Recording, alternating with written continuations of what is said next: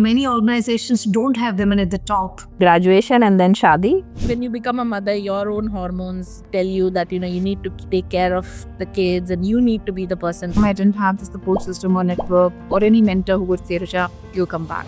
I wasn't sure if I'll be able to come back. Across my conversation with some of the successful women leaders, one theme kept repeating. It's not about the lack of talent.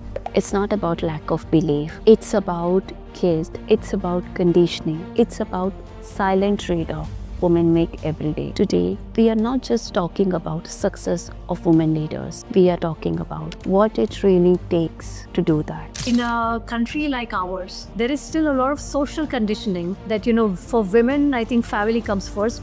Home duties come first, whether it is attending to, aging parents or taking care of children or following the husband wherever his work is. I think that takes a priority over woman's own, career. Home comes first. Everything comes first, except her. Between serving dinner and serving ambition, she kept on questioning, what should I prioritize? This is not just a story. This is a reality which most women come across. I saw a lot of discrimination between a girl child and a boy child. For example, when me and my brother used to come from school, my granny used to say कि खाना ले लो और भाई को भी दे देना. And then I used to think like, मैं भी तो स्कूल जाके आई हूँ, मैं भी तो 10 घंटे के बाद घर आई हूँ, तो मैं खाना खुद ले लूँ और भाई को दे दूँ, because वो थक गया है. So I became like slowly rebellious. I thought that I have to do something in my life where my parents will be known by my name, and that is what I want to do. You yourself need to change your mindset. I was the first one to receive this Young Leader Award. Wow. Because of spearheading the IPO at the age of 31.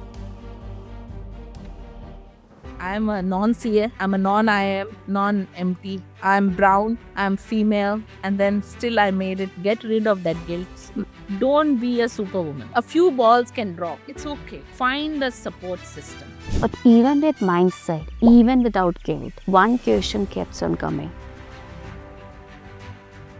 A marriage and children is a choice. Make that choice very carefully. Choose your life partner carefully. Decide whether you want to have kids or not. And be ready that when you have kids, your equations will have to be reset. So I took a 1.5 year break when industries are very, very open in welcoming women back. Lean in. Be an equal on the table. Take your space. Don't shy away. If you're playing with the wolves, you've got to be a wolf. This Women's Day is not just about celebrating success. It's about acknowledging the battles, the silent trade-off, the guilt, the compromise. Don't underestimate yourself. Believe in yourself and the world will believe in you. Trust me, the kids are fine. Ask for opportunities. When they are given, give your 100% to it. Don't try to pull the woman card. So change your mindset, think positive, and believe in yourself. There's no looking back. Sky is the limit.